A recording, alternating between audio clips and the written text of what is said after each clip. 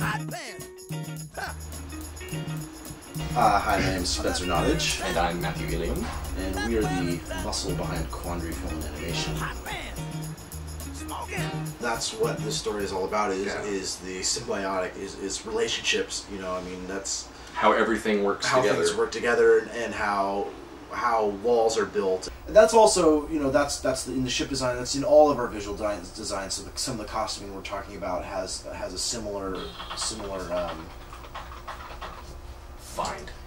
What we're doing is we're taking excerpts from a larger story.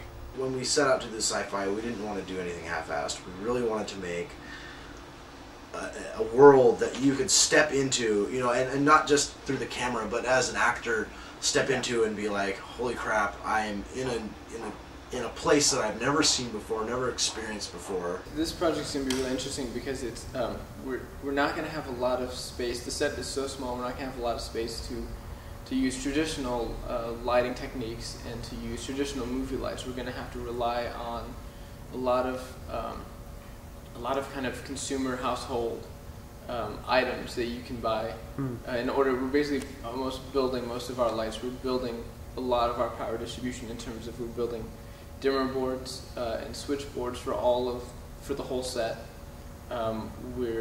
Most of our work is going to be in pre-production. First, when you have a movie, you think ideal, and you come up with your effects, and then you take them to the practical people, who then say you're crazy. That's me. I spend a lot of time telling Spence and Matt they're absolutely crazy for wanting these things, and then I figure out how to actually make it work. The whole point of this film, the thing that will draw the audience in, is the fact that they feel like they're on the spaceship. And if the set isn't convincing enough, I think the set will be the one thing, because it's so important as far as lighting, as far as acting, as far as special effects. That is the driving force. It really is the ship. That's what the film is named after. And with lots of these spaceships, the spaceship films and sci-fi, you know, the ships take on characters of themselves. And I think that this one, especially because they're going so organic, that is the driving force of this thing. There's going to be a few shots where we start under the set and then we kind of pedestal or crane up and we pass through walls sometimes. And that's going to be a bit of a challenge because we don't have a lot of space to really put, you know, like a crane or a jib arm or anything, so we're going to have to figure out really creative ways to move it smoothly enough and effectively enough. This is the smaller of the two rooms, and this is the flight control deck, or the cockpit, the spaceship. I am standing in the Pilot chair, which will be slightly positioned in this direction, facing this way. And then I am standing where Basil's chair will be, the science officer, or the second sort of navigator, whatever. So now, if you can see outside, all of these surfaces will be dressed to look like the spaceship exterior, and then we'll be able to have glass panels in here that we can remove. This is so that we can film a lot of this action that occurs in this space. We'll actually be filming from outside or in space. It's supposed to be an alive ship. It's very mechanical, but it's kind of been overrun by the life that is required to make the whole thing work.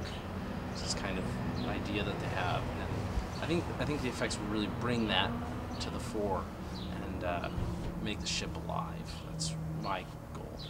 It's going to take a lot of paint and a lot of sculpting and a lot of light work and wiring, and you know, we're really trying to step up our set building from the room that we built for our last movie. The audience hopefully will be able to feel like they're part of the ship and that they're in the actual ship. Right. Because we're going to have a lot of, anywhere you point your camera, we're going to have a lot of time people won't be able to see the light, and they'll be able to turn around and you can basically turn 360 degrees and not see any kind of rig. We do have to have a vision, and that is what we're all about. We love planning these things. But then what we like to do is we like to make this final piece and look at it and be like, okay, we can go into production with this. And then when all these new people start coming up and coming onto the project, they start bringing all these new ideas, and we listen to everyone. We believe that a good idea can come from anywhere, anyone, any place, anytime. But the trick is to know what to put in. An idea can be a good idea, but it just might not fit. So we invite everyone to ask us any question, bring any idea, whatever they want. But then it's our job as directors and as storytellers to make sure that it gets in there in the right way. You can feel on set when even one person is just off in the corner sitting on a stack of sandbags. You can feel that there's something dragging, and then whatever that person's supposed to be doing will not be quite up to par with the other people. So it's very important for each person to be invested, I mean, I think. So the more responsibility you pass down, the more trust you give to somebody else, the more investment they have in the project. And I think that, especially with this project, this is the biggest thing that they've ever done, and everybody's very excited for it because it's so big and ambitious, and everybody wants to help out on it. And because they're giving everybody jobs and they're giving everybody respect, they are getting more investment from the people who are working on the project. It's been a very interesting experience for me because I've been able to watch them grow as filmmakers, and so I've been able to grow along with them. And I can sit here in this spaceship and, you know, look up and kind of understand what it might have felt like to sit, you know, in some sort of floating, you know, something floating out there in space. That is illogical. Let's see what she's got.